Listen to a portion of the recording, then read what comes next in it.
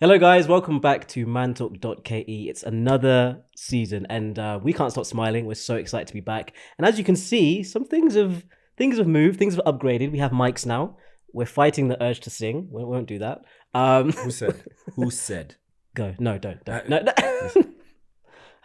Dun, dun, dun, dun, dun, dun, dun, dun, dun, dun, dun, dun. Yeah. Baby, if you give it to me, What? I'll give it to you. You what? I know what you want. Welcome back. So, as you can also see, we just had to get that out of the system. As you can see, we're also back in Kofisi. I hope that sounds good on the podcast. I'm sure it does. I hope it does. Back in Kofisi, here at Keystone Park. It's our regular spot. We're in the knowledge room.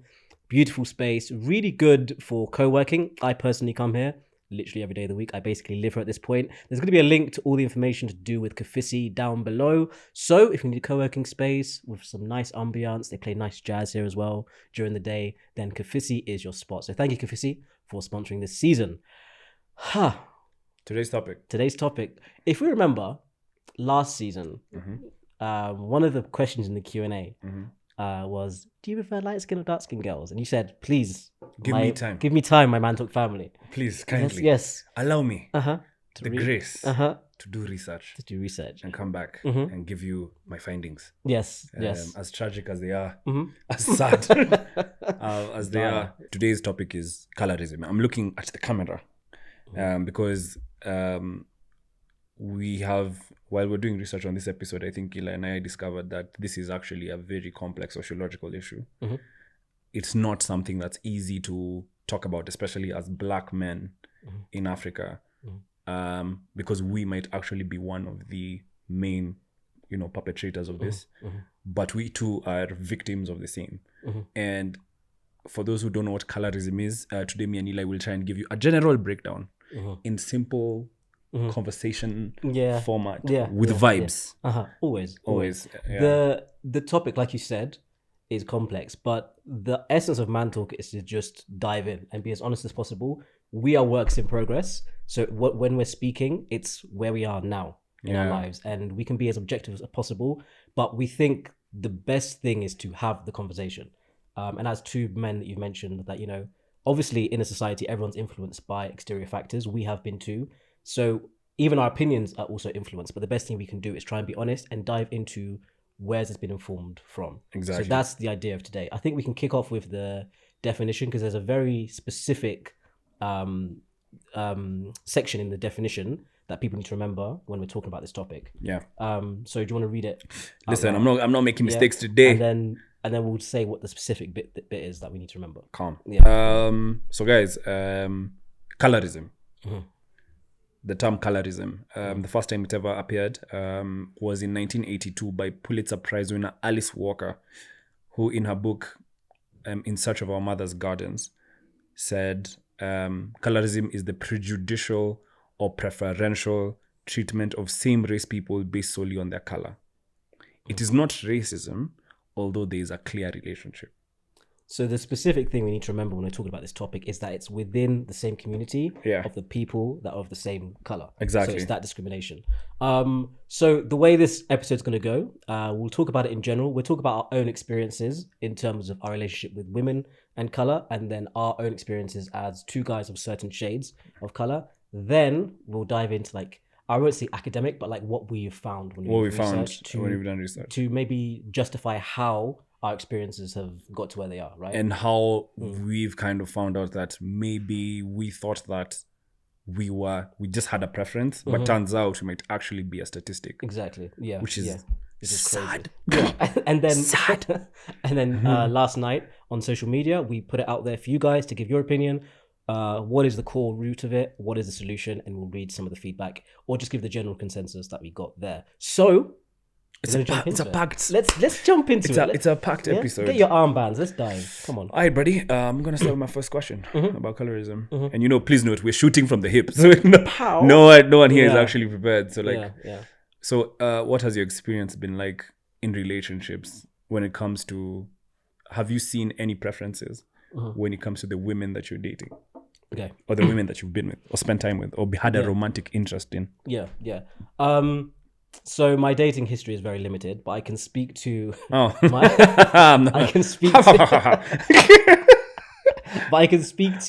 My mindset and my relationship with attraction when it comes to women Yeah. in general, right? So, for context, if you're not familiar, the reason I talk like this is because I grew up in the UK. So my experience is going to be very specific to like my environments as I've moved. I've been in Kenya now for 3 and a bit years, right? So growing up, formative years. That's where we'll start. Formative years. My environment, grew up in Oxfordshire. So my environment was we were the only black family around, like full stop. Yeah. There was no brown. No, nothing. No There was shades. No Indian, shades of blackness. there was Indian, and that was it. And Yeah. then us as the only Africans. Later on, people came, but so formative years. My environment, my first girlfriend when I was like a small kid was white. Second one white. Always they were all white because that was the only thing available to me. So in my mind, when you're at a very young age, you don't realize your environment is specific to that. So I'd go home, I'd know my mum is beautiful. I'd think my sister is the cutest thing in the world, but I didn't associate them with a beauty that I like because I'm a young guy, I'm a young teen. Everything I'm associating with like girlfriend, etc., is white. So growing up, all I liked was white girls because that was the only thing available to me. Available to me? Does that sound strange? Available to me? No, only thing around. So now growing up, I got to the age of now, I want to say like 16, 17, right? Where you've come out of the child phase, you're starting to become like an adult. Puberty's happened. Yeah, so all those things. So even my relationship with women has changed from cute to now like, okay, I'm seeing women that are the girls that were girls are now women. So my relationship, yeah. So that's now they're more. What do you mean when you say that? They're more sexual objects now. Okay. Before it's like cute, you feel this, but now when you're a teen and everyone else is a teen, there's hormones. This is a sexual being, right? So now my relationship has gone from girl to woman.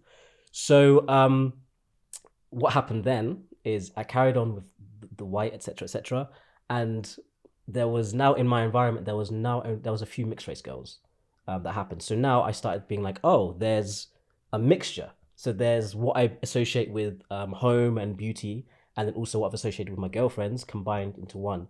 So then I thought in my mind. So when you sexualized did you sexualize the white women or did you sexualize women generally? Generally, because now I'm coming into my own as a man, right? Okay. So I remember one conversation when I was in this phase of my life, and I'll say to my mom, "Oh, I really like this girl," and she'll be like, "Show me," and I'll be like, "Oh," and she'll be like, "Of course, it's a mixed race girl because it's the only thing he can see," right?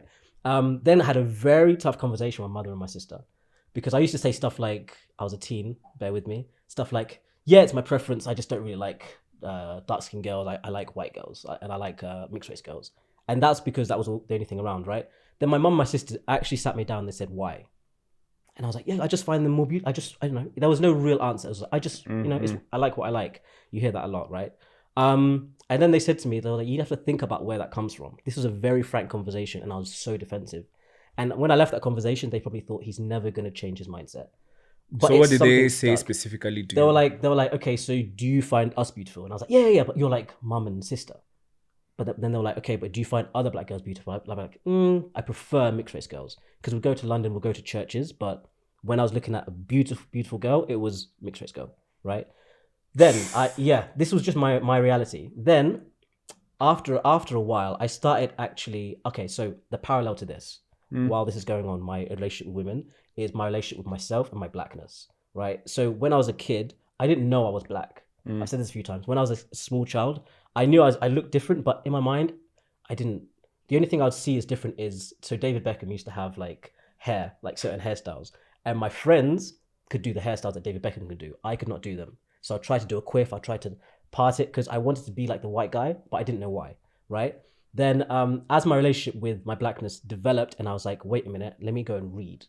Then I started to actually appreciate me as a black human being. Like, I'm different and I'm okay with it. Because there was a certain time I was different, I wasn't okay with it. All I wanted was to have slick hair. I used to texturize my hair, right? So that was my reality. So as I developed as a black man, my relationship with black women developed too, because I started to love the fact that I was black. Then the conversation I had, I'm now like 18, 19. The conversation I had where they were like, why do you find this beautiful? Now it's struck. And I was like, wait a minute, why do I find it beautiful? Then I'm starting to read. Then after now me, I was very happy being a black man. I started looking at black women as sexual beings now. Because for me, I was like, okay, I'm a black man, I can be with a black woman. And then I had my first proper girlfriend, who was a black Kenyan woman. So that was my journey up until then. And then as it's gone on, the only thing I have liked It's a problem. Being in the environment, I can say it's tough. So I mean, the man is operating in abundance. He's in Nairobi, Kenya. He's just so that's my experience in the UK. Then, in relation to my blackness, I also wanted to find out where I'm from. Okay, cue me coming to Kenya. This is a few years ago, and at that point, I love the fact I'm black. I only like to watch black stuff. I like black music. Everything was black. yeah. So then I came to Kenya. Yeah. And can you imagine my environment has, after Oxfordshire, I moved to Kent, again, very white. So I'd never been around that many black women in my life. I came to Kenya, I touched down. From the air hostess, it's like abundance, like you said. Baddies. Abundance. And baddies. Genuinely, Baby. it's been, I've never seen so much beauty in my life. Like, I say this to you regularly. I'm like, we have... Anyway, let's not get into that. Yeah, no, go. This is the episode to go. We have the most sensational array of black women here, from like light to dark. It's like when I arrived, I used to drive through CBD, and I would just look around and be like, genuinely, and that appreciation probably came from my scarcity. Yeah, I think that's where it came from. So my relationship now with black women is I've been around them now for a good few years, and I'm still in awe, genuinely still in awe. So now when I look at what is beauty for me, the template of whiteness, it's not even in the same conversation. And that's not to say that I don't appreciate them, but I can't. The same way when I was in that environment, all I could see was white people. In this environment, all I see is just melanin, and it's sensational. So that's my relationship now with beauty. I'm so happy being a black man now, and that means I'm so happy being with black women. Do you get any effects like when it comes to the shades of black, or are you? Because does this mean that lighter skinned women now get the shorter end of the stick? Yeah. If you look at no, I won't say that. But like if the spectrum of shade, right? Yeah. For me, it really varies. I've been with everything on the spectrum, and even when I'm been with, as in interacted with, and even when I'm looking at someone says, "Oh, that's a beautiful girl," I can go dark, I can go light, because it's not a. So here's a really interesting fact, and this is how I look at beauty, right? From a scientific point of view, the thing we associate with beauty is symmetry. It's not color, right? So for me, that's why even when we were in Social House the other day, and I was looking at one girl, and I said, "Oh my goodness." Yeah. She was bad. It was to do with the symmetry. It was to do with you actually look sensational. Like I'm talking cheekbones, everything, the way things are structured. It's just sensational. Yeah. Then and that was an extremely dark woman. I could look at a light woman and feel the same way. But I think that only comes from being exposed to lightness, appreciating lightness, then coming and seeing an array of darkness. And just the fact that you're black for me was enough. That's the criteria when it comes to me dating. Yeah. So the shade has not actually affected me that much, genuinely. Okay. Yeah. But it used to. Yeah. I was hey, light skin and silky hair? Nah, come on now. That used to be when I was 13. My God. But we're gonna dive into the nuances and how we get to that stage. Yeah. So Oscar, comment. Oh my God. What has your... I don't want you to talk about research. I want to talk about your experience first. What has your... I hide behind the research. I live by it. Behind the stats. Behind the stats. Give me the numbers. What has your relationship been with beauty, with black women from formative years to now? Terrible. Okay, there it is. Terrible. I'll start. Now you see you have to understand now for me, yes, I was raised in a black household by a black mother. But my mother is not dark skinned. My mom has always been a light skin, woman. Yeah. And my mom growing up was gorgeous. If I look at her pictures, I usually just go, mom was an absolute queen. And she still is. I was raised by aunties who are dark skinned and light skinned, but I didn't think nothing of it. But I think what really affected my point of view as to what is considered beautiful and what is not is how, even since we were kids, what do you think is beautiful? It's the light skin girl. It's the the mixed race girl. Because you have to, for some reason, our society kind of considered us, like kind of made us from a very, very young age to think that being lighter is somehow being better or being more beautiful. Whereas we were always making fun of, even me, I did. In fact, there's a friend of mine who is very, very close to me. One of the jokes I used to make when we were growing up is that, like, I used to make fun of her skin. I came up with the meanest jokes because I can get very creative. Well, like, the truth is I was doing it from a point of affection. But, like, I didn't realize that maybe it had a very, very negative impact as to how she perceived herself as a woman. And this is somebody who I genuinely loved. Like, you know what I mean? So, like, because society had always cultured me to be like dark skin was less than and light skin was more than. And there are colonial connotations to that. Kenya is a colony of Britain. So we used to be a colony of Britain. It's part of the Commonwealth. Which is something we're going to discuss later, but I do not want to hide behind statistics. I saw you going. I will not. I will. How about you? I will stick to it. But, like, it's something that legitimately is something that it's honestly something that I think has really, really affected my dating life and my relationships and my approach to women generally. Because if you line up all of the, and I will tell you this, if you line up all of the women who I have called my girlfriend, and they're not that many, all of them are light-skinned women. 12 light-skinned women, crazy. Look at this guy. Who do you think I am? Jesus. Walking around with the disciples. Walking around. No, anyway, all, like, it's Sprite, and I always tell you, it's like Sprite, Mountain Dew. Like, would you line them all up? It's other like beverages are available. Yes, other beverages. Turn on the freestyle. Tick, tick, tick, tick, evolution, rearranging. I feel it all. Tick, tick, tick, tick, evolution, rearranging. I feel it kick down in my brain, kick down in my brain,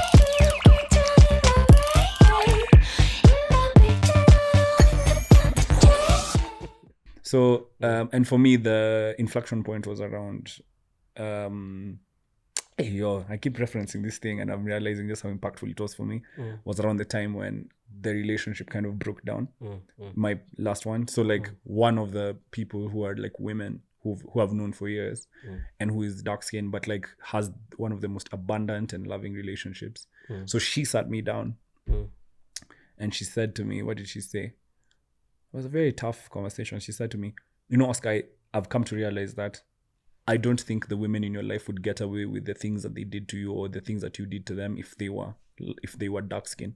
Like, you tend to be very ruthless with how you treat yourself and your boundaries, but somehow that ruthlessness disappears. You get what I mean? That that sense of self disappears whenever you're involved with a light skinned woman, and you see that's a very, very dangerous thing because, like, you don't know how they'll keep pushing.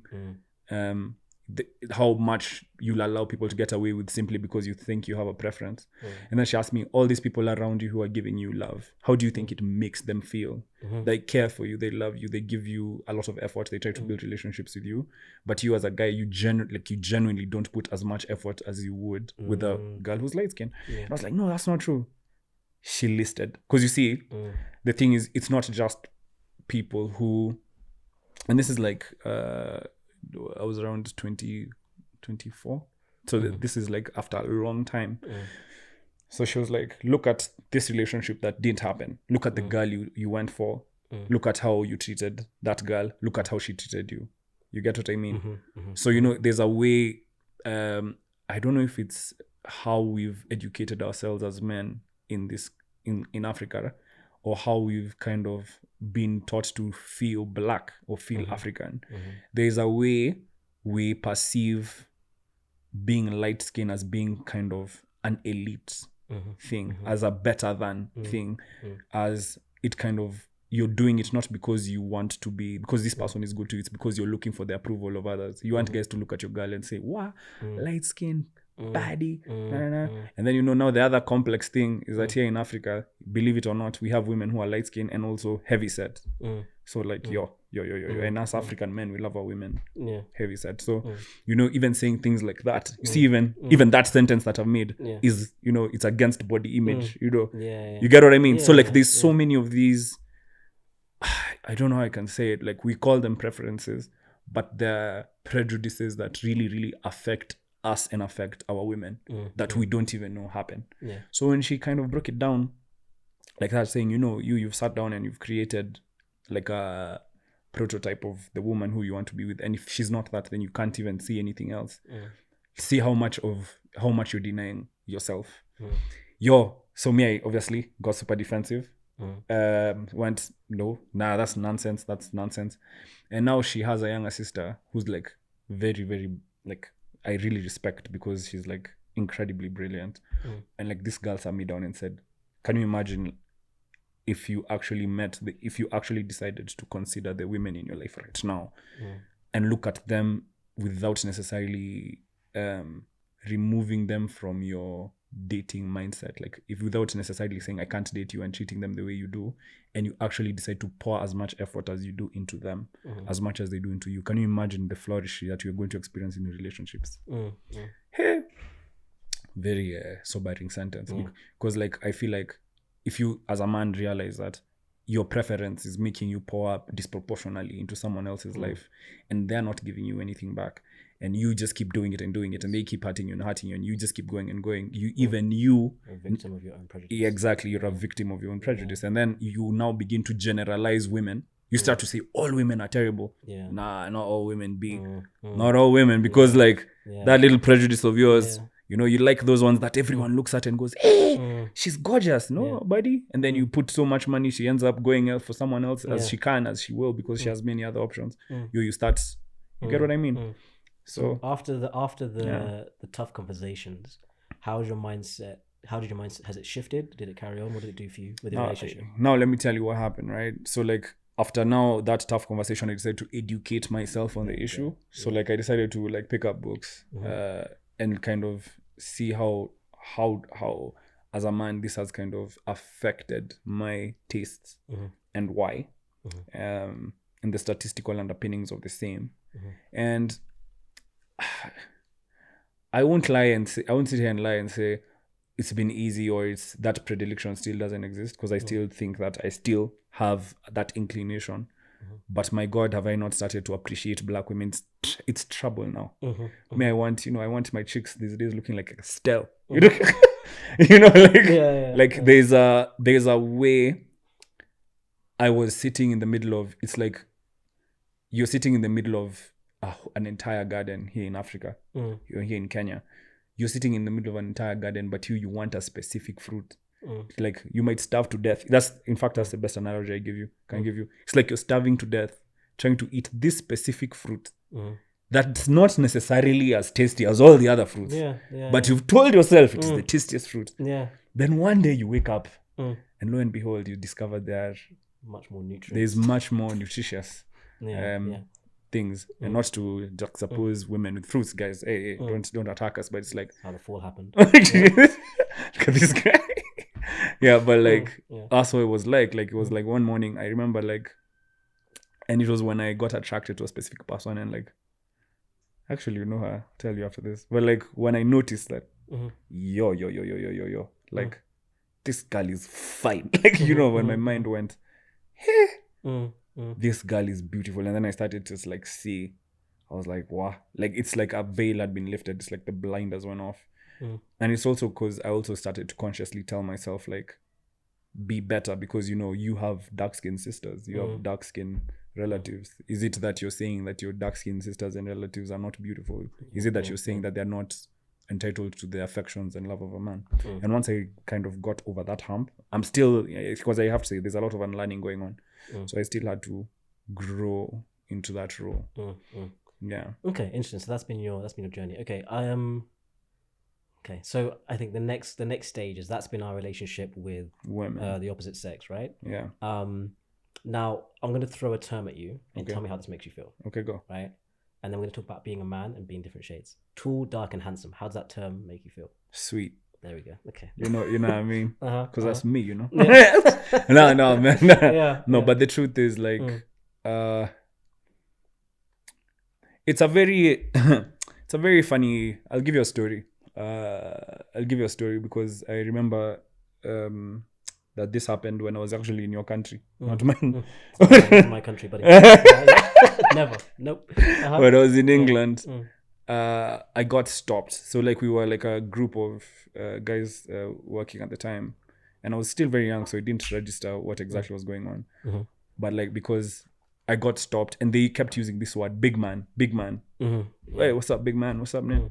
I was like, why is this guy using this word, big man, big man? Like, fine, can I see your passport, big man? Hey, like this word, like, what does big man mean? Yeah.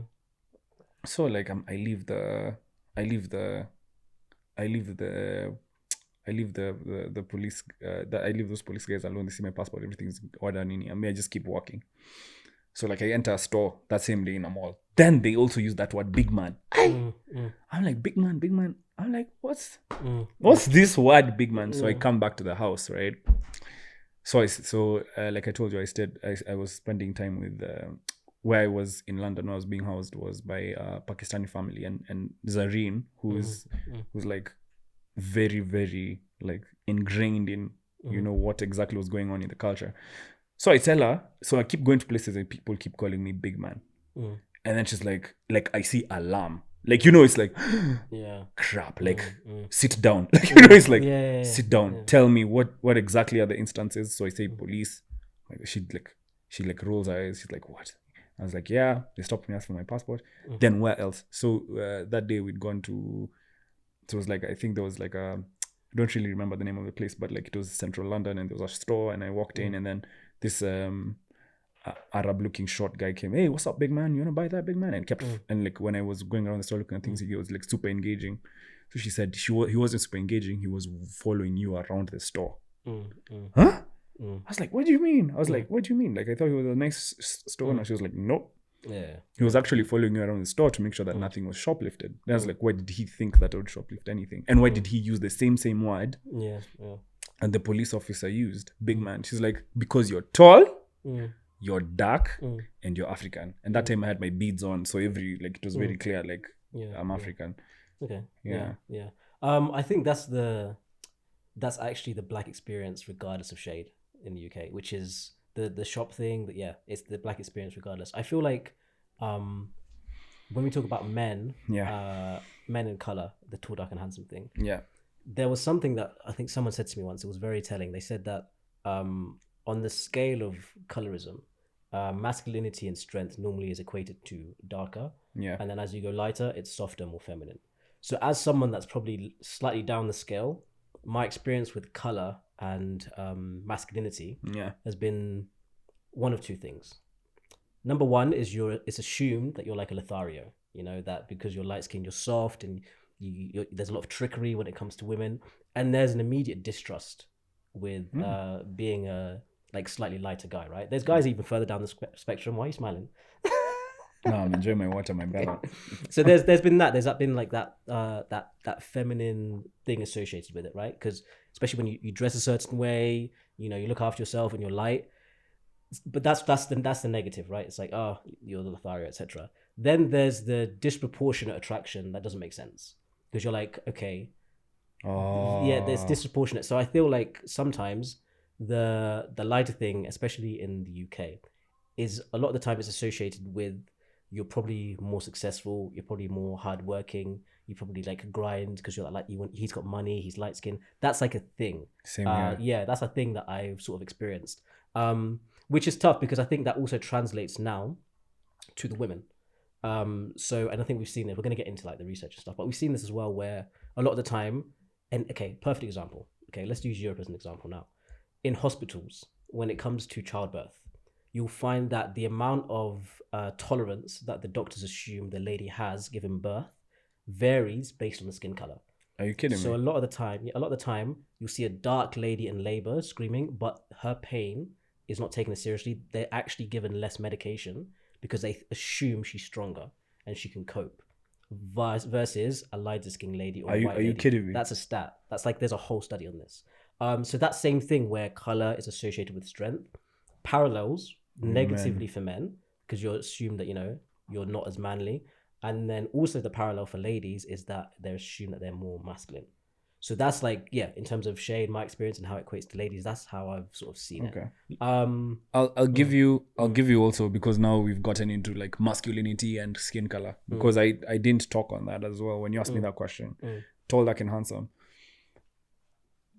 I do agree that so my experience has been very different, especially when it comes to who I am as a man. Though of course there's a kind of bias that I experienced, of course, when I was, because I was kind of referring to that big man sentence, which I still found very strange. Yeah, The thing I've noticed that us men who are like tall and heavyset and darker skinned are expected not to be is more intelligent. So like if I say something, like for example, and this happens all the time, all the time. So if I say something, and for example I say something that's like interesting or riveting, it comes as surprising. It's like, why is that coming from that? Yeah. Like, this guy is tall and dark and African, like why? And of course there's a lot of connotations as to maybe my accent or something, but even in Kenya itself, tall darker men or dark-skinned men are not perceived as being more intelligent, whereas the light-skinned man is perceived as being more elite. Now, I'll give you an example. Here in Kenya, we have a lot of matatu guys. These are guys who are in public transport, who are conductors, bus conductors. I think that's the best parallel to use. How many, whenever as Kenyans, it will register when you see a light-skinned bus conductor. Exactly. And that light-skinned bus conductor is an anomaly. So everyone's like, whereas the dark-skinned bus conductor is like standard. The light-skinned man holding the wheelbarrow, carrying, who's the porter, carrying stuff to the market, it'll register when you're driving. Like, he's a light-skinned guy, why is he doing heavy labor? But a dark-skinned guy, you won't really, think about. So in economic terms, we expect light-skinned guys to be higher earning than dark-skinned guys. Another thing, we also, when we look at dark-skinned men in the gym and then being heavy set, it's not alarming. You get what I mean? It's like, he's just another dude, like, who's like buff and stuff. Cool. But like, but if you see a light-skinned guy who's like buff and like, that tends to be more of an attraction factor, even in the gym, like even among men themselves, they'll be like, yo, the light-skinned guy who's buff is like really there's that softness that you're saying. Exactly. So there's that. Then there's also, when it comes to among men themselves, the dark skin person who, like I told you, is perceived as being less intelligent, is also expected to work longer hours. Strength. You're like, why are you being like, why isn't this work done? Whereas when the light skinned guy doesn't get their work done, they kind of get away with a lot. Also, people prefer to work with light skinned guys. Another like in the office thing that I've just observed also, especially in this country, is that you'll find that there are companies that actually hire more light-skinned, both men and women, more light-skinned people, because they want their business to be perceived as that's of really a higher alarming. class. Actually, even the hiring process is not based on merit or capability. A lot of times it's not based on is merit. it to do, I think it's probably to do with like and this is a whole, like, we'll steer, because the general theme I'm seeing with the association of lightness is aspiration, right? Okay. Because I feel, this is my theory on the hiring thing. So okay, if we talk about the Kenyan context, and we'll jump into the main crux of it, like where it's sourced from, is that a lot of the time billboards, lighter skin, right? A lot of the time companies, when they've got like, say, we even saw it today, when you've got like a real estate company, you need people to show them around real estate, lighter people a lot of the time, because it's to do with the presentation of the company being like, we're an aspirational company, we have lighter and more intelligent people because they're closer to whiteness. And where did a lot of our quote unquote education systems come from? Was the white person. So I think as much as those systems have been like dispelled after a long period of time, there's still bit of a current in Africa. There's a step further, because you have to remember who are the ones who are bringing in capital into the country. Light-skinned guys. So I'm not light-skinned guys, white guys. Like, because a lot of the investors that come into Kenya with like the big bucks to spend Yeah. tend to be white or tend to be white. I don't like to use that word white, but I'll use it today. Yeah. Tend to be white. And they come from white-owned investment companies. Even you will notice that in the boards of startups that we see, you will notice. Yeah, I've got you there. I've taken you there. A lot of the startups that we see, you'll find that they access funding easier. Much easier. Yeah, when the board is of a particular shade. But when the board is, from descendants of chiefs. Yeah.